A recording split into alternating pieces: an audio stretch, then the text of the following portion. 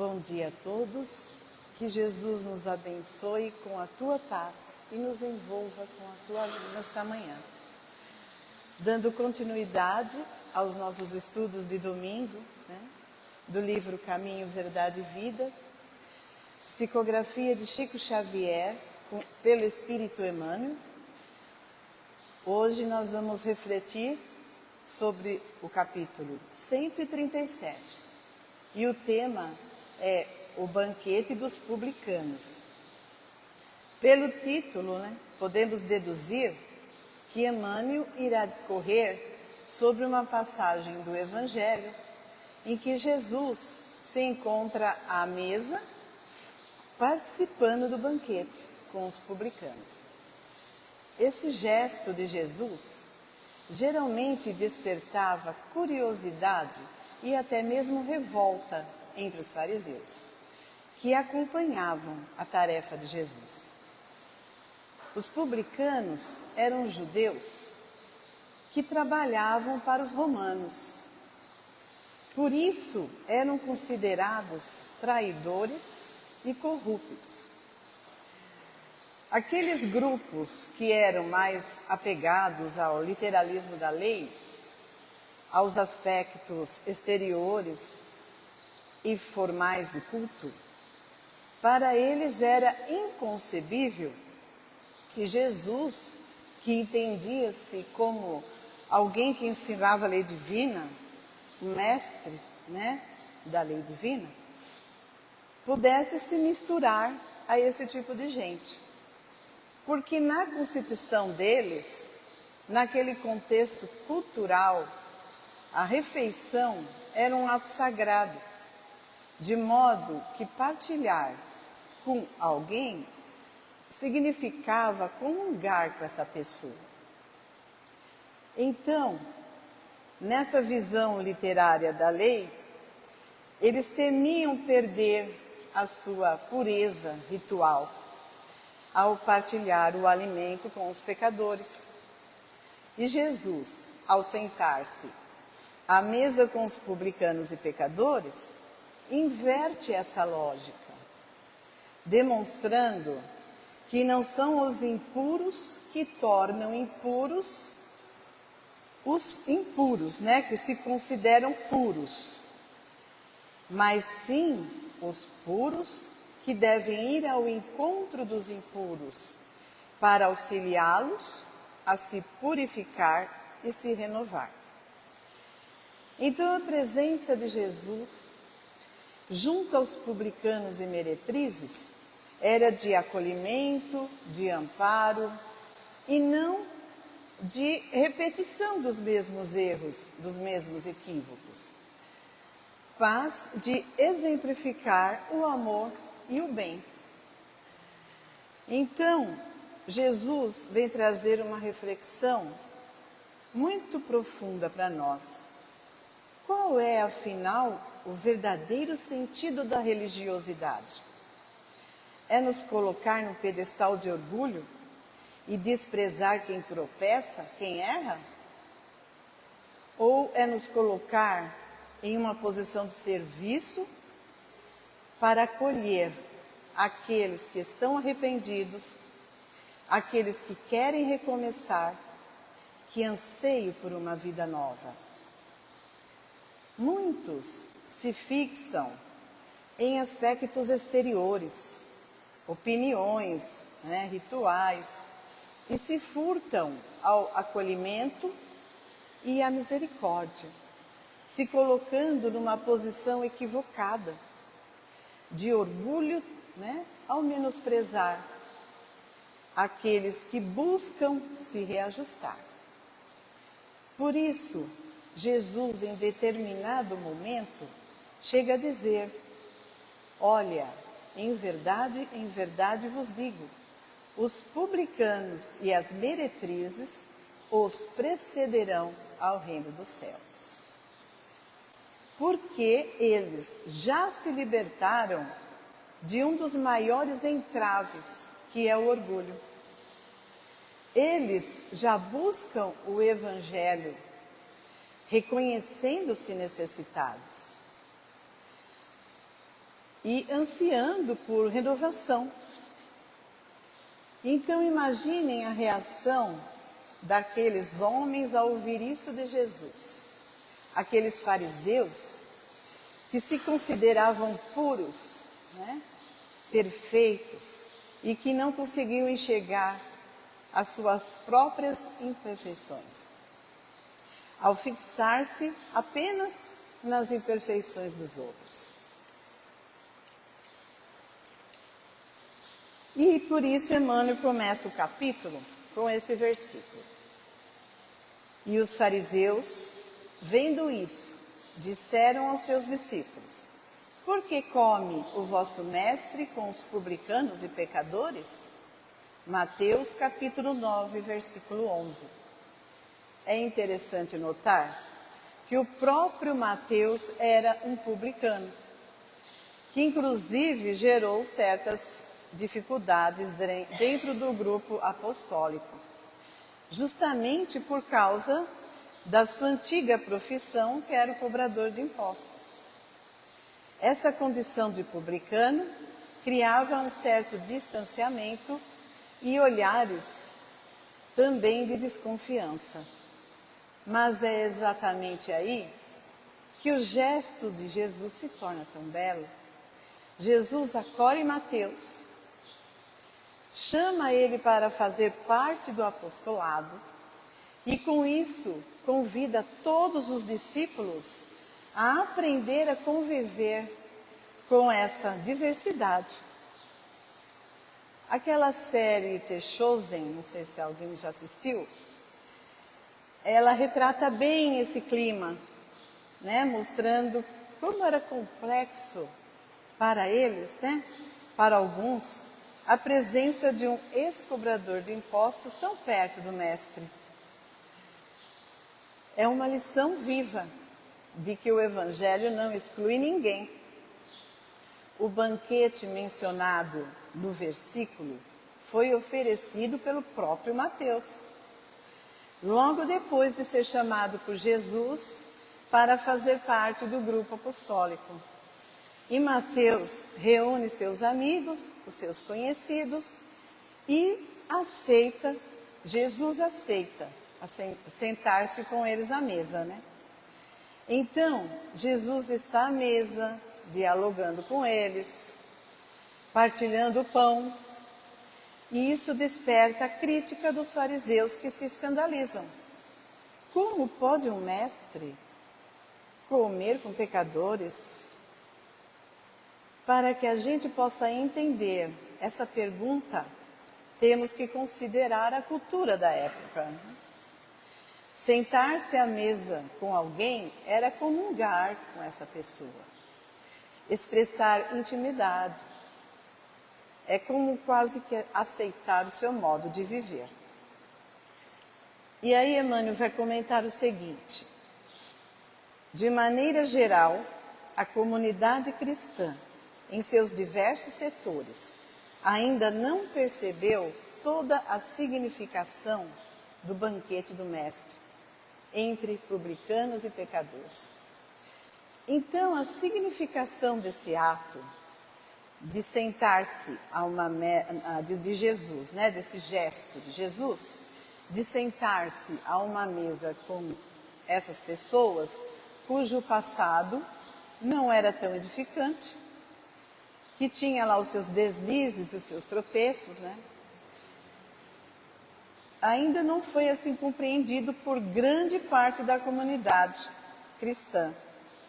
Jesus coloca-se à mesa num gesto não material de acolhimento, mas num gesto muito simbólico do reino que ele anunciava. Não mais de exclusão, não mais de prepotência, não mais de orgulho. Na época, e ainda hoje, né, a sociedade se estrutura em grupos fechados, marcados por preconceitos, classes, barreiras culturais e religiosas. Muitos religiosos se consideram representantes de Deus. menosprezando todos os demais, e aqueles tidos como moralmente falhos. Ao invés de se entenderem como servidores de Deus e ir em busca dos aflitos, dos caídos e dos equivocados, no sentido de ampará-los, de exemplificar o bem e o amor e a misericórdia, de vencer distâncias, pelo contrário, reforçam muros e separações. E num mundo marcado por tantas divisões e separações, aparece um coração e diz: olha, meu reino é este, que põe a mesa para todos. Quem quiser sentar nessa mesa será bem-vindo. Prossegue Emmanuel. Não só a última ceia com os discípulos mais íntimos se revestiu de singular importância. Então, a última ceia, como já vimos em outros estudos, nos estudos nossos, desse momento da última ceia, é um dos momentos mais profundos do Evangelho. A beleza espiritual daquela reunião, as orientações que Jesus traz, o clima de amor de Jesus preparando o coração daqueles discípulos para as lutas do porvir. E não somente para os discípulos daquele momento, mas ali Jesus fala com todos nós. Muitas das falas de Jesus só serão encontradas ali na última ceia, quando Jesus fala sobre o Consolador prometido, que nós sabemos quem é, o Espiritismo. Só encontraremos essa consideração ali na última ceia. Temos também aquela prece de Jesus ao final, belíssima, que está lá no capítulo 17 do Evangelho. E é todo o capítulo uma prece de Jesus, muito profunda em termos de reflexão, onde há orientações essenciais sobre a união com Ele e com o Pai. Jesus sintetiza, então, ali considerações realmente muito importantes do ponto de vista espiritual. Mas não só a última ceia teve essa singular importância. E Emmanuel continua dizendo: nessa reunião de Jerusalém, ocorrida na Páscoa, revela-nos Jesus o caráter sublime de suas relações com os amigos do apostolado. Sabemos que a última ceia acontece na Páscoa, em Jerusalém, pouco antes da prisão e da crucificação. E Jesus, plenamente ciente do que o aguardava, nos revela algo muito sublime, a profundidade das relações que ele mantinha com os amigos do apostolado. O que Jesus revela ali não é só para Pedro, Mateus e João, Ele está apresentando o tipo de relação que qualquer coração, ao abraçar o Evangelho, pode ter com ele. Portanto, ele também está orientando a nós, os discípulos do porvir. Porque Jesus estava partindo do mundo. Então, a sua presença física não mais se faria no mundo, mas a sua presença espiritual jamais nos abandonou, está sempre conosco. E para que a gente sintonize com Ele em espírito, é preciso certas posturas, certas decisões internas, que só nós podemos tomar. E aí ele vai trazendo uma série de considerações importantes nesse sentido. que estão registradas lá no capítulo 14 e capítulo 15 do Evangelho de João, onde ele fala da questão da comunhão, da oração e da sua paz que ele nos deixa, mas não a deixa como o mundo a dá, como o mundo oferece. Portanto, a última ceia é o momento em que Jesus define o tipo de relação que deseja manter com todos os que escolhem segui-lo em qualquer época da humanidade. Continuando o texto, trata-se de ágape íntimo e familiar, solenizando despedida afetuosa da divina lição ao mesmo tempo. Então, Emmanuel está dizendo que a última ceia tinha dois sentidos ao mesmo tempo. Há o sentimento de intimidade, de carinho, de acolhimento, de consolar o coração dos discípulos, preparando-os para as lutas e dores futuras, acender a chama da fé e da esperança, mas há também um caráter de alerta, de orientação e de traçar diretrizes. Então, Jesus está nos alertando para que fiquemos atentos com esses nesses dois aspectos do Evangelho, né?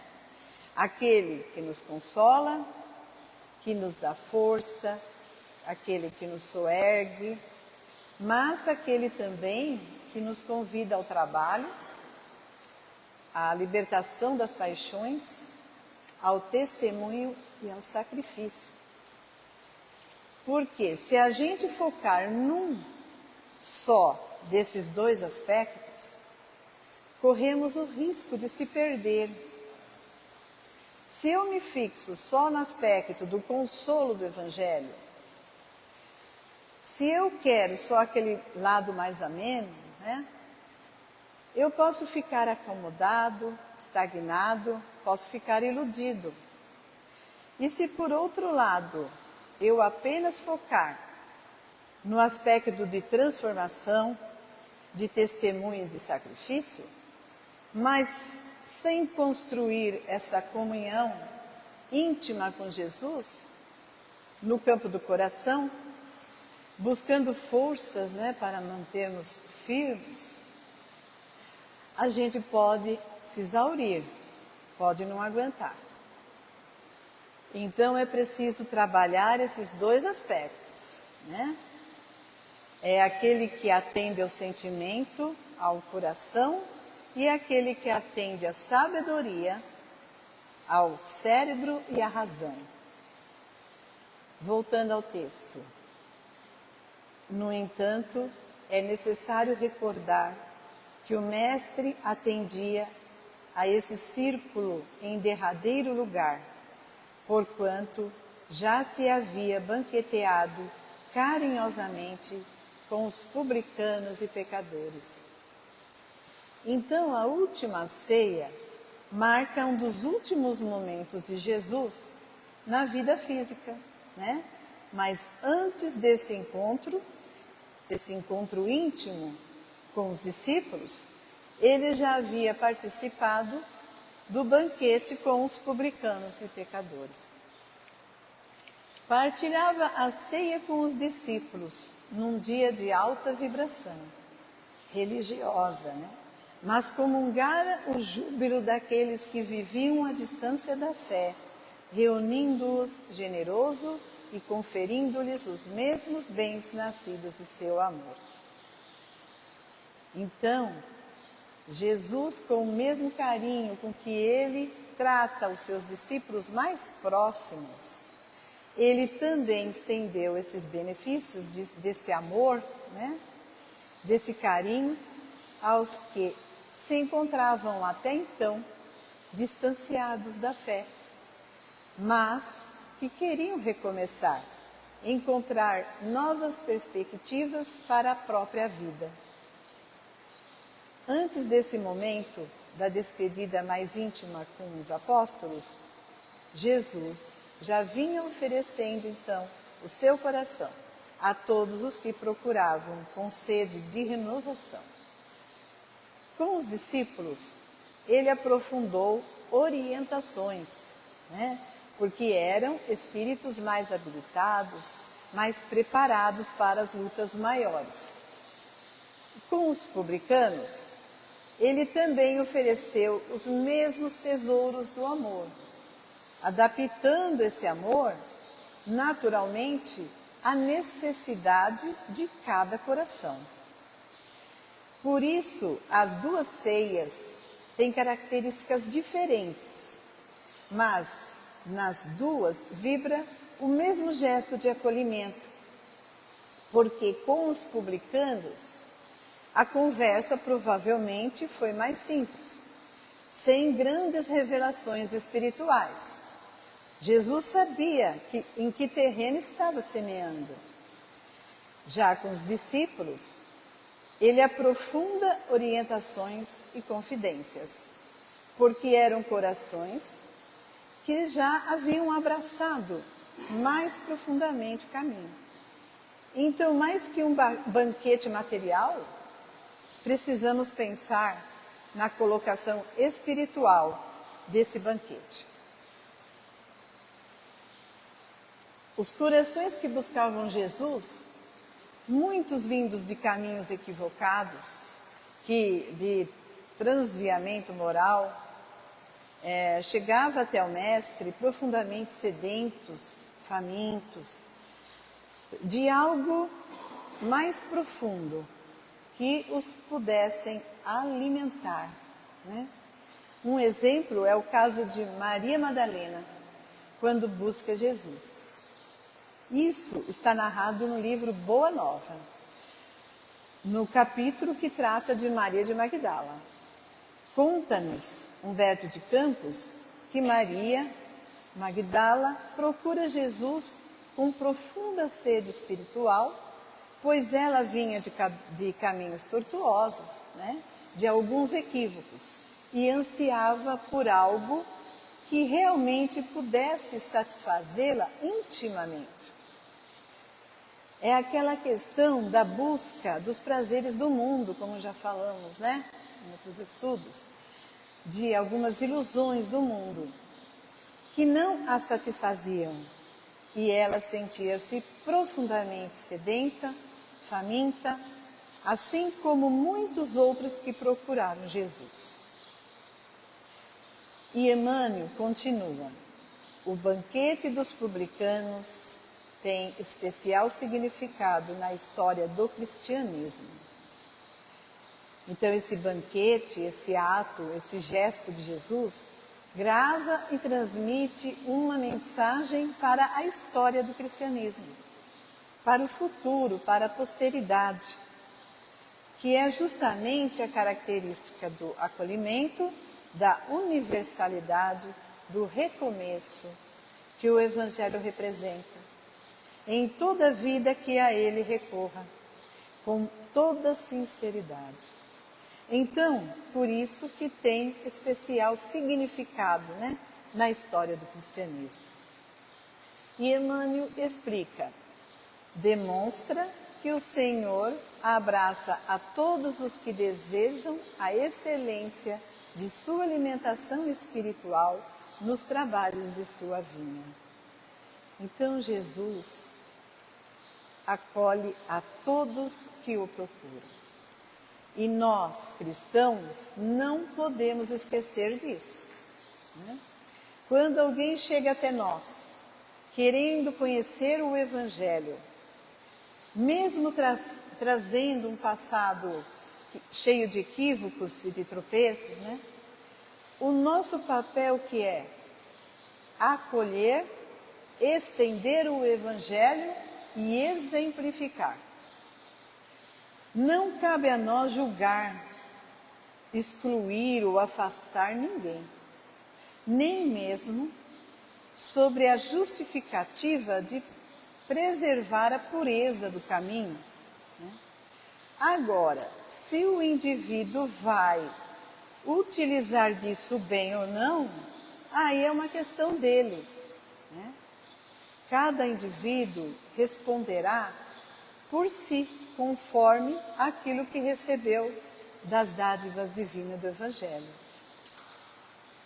E Emmanuel continua.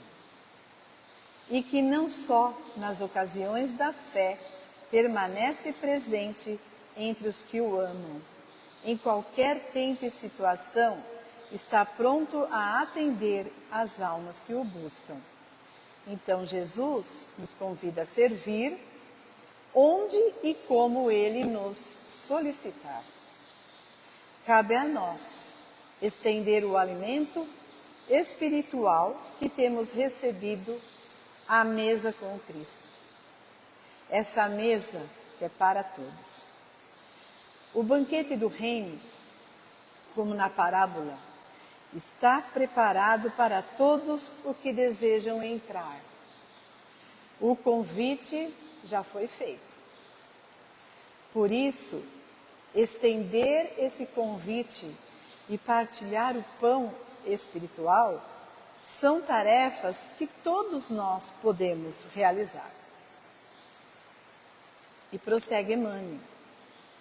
O banquete dos pecadores foi oferecido antes da ceia aos discípulos. Então, Jesus dá o primeiro banquete para os pecadores, aos necessitados. Não foi por outro motivo que ele encarnou junto àquela coletividade, né? Como Emmanuel nos diz no livro A Caminho da Luz, eles eram os mais necessitados, os mais orgulhosos, os que mais haviam se perdido no orgulho. Nós temos um exemplo que está numa das parábolas de Jesus, da ovelha perdida, quando o pastor deixa 99 ovelhas no campo para ir buscar aquela uma que estava perdida.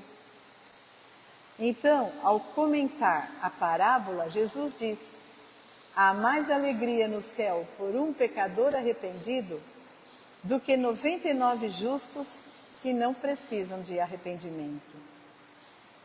Lindo, né?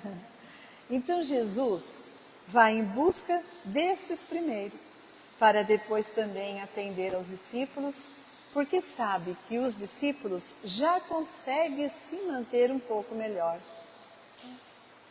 E Emmanuel encerra dizendo assim: e não nos esqueçamos de que a mesa divina prossegue em sublime serviço. Resta aos comensais o aproveitamento da concessão. Então, desde que o Cristo veio ao nosso encontro, o banquete permanece para todos. Mas o aproveitamento dessa concessão, esse alimento espiritual que nos é oferecido, cabe a cada um de nós. É a responsabilidade de utilizar esse pão da vida para a própria renovação interior, para a transformação que nos permite participar dessa festa do reino. Que possamos então aproveitar esse símbolo do acolhimento universal de Jesus, que representa sempre a esperança para quem deseja recomeçar. E que saibamos fazer a nossa parte, estender esse acolhimento e essa misericórdia de Jesus, aproveitando o que temos recebido por meio desse banquete do Evangelho, né, para nos edificar cada vez mais na construção que nos compete realizar. E assim encerro, desejando a todos um ótimo domingo e uma semana iluminada com a paz de Jesus nos corações. Muito obrigada.